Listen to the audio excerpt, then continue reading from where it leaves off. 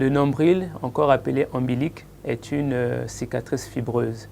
Donc le nombril en général de manière simple, est une cicatrice.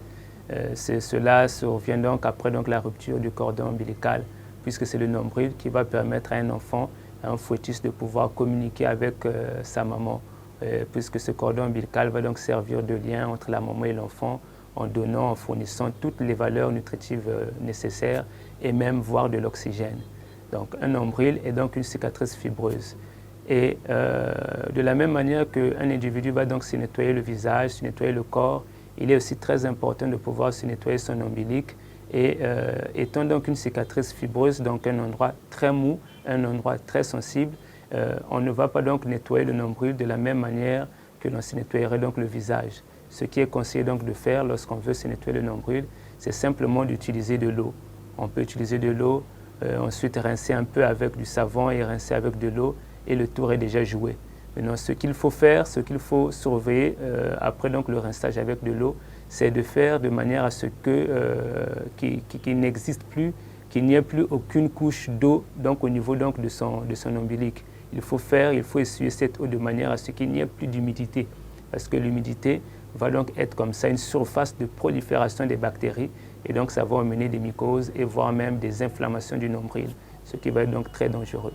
Et pendant donc qu'un individu est en train de nettoyer son nombril de la sorte, il faudrait qu'il vérifie si au niveau du nombril il n'y a pas donc des substances ou un liquide qui va donc comme ça apparaître.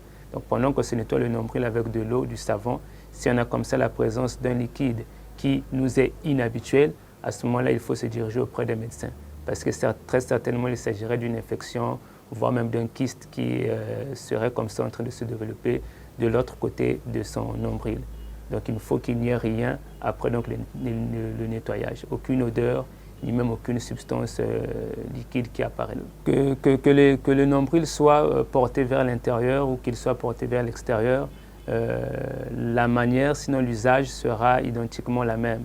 Il suffira simplement d'utiliser une substance imbibée d'eau pour pouvoir donc nettoyer.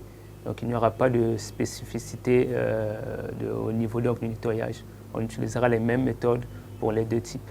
Si jamais il y a des croûtes, pendant le nettoyage, on constate qu'il y a des croûtes, donc surtout au niveau des nombrils qui sont beaucoup plus, qui regardent vers l'intérieur du corps, de l'abdomen. À ce moment, il faudra simplement les nettoyer, mais vraiment délicatement pour ne pas se blesser ou faire apparaître que ce soit du sang ou même un liquide différent donc, de l'eau. Il suffit simplement de les nettoyer avec le savon en général, en frottant, ça va disparaître de manière vraiment très rapide.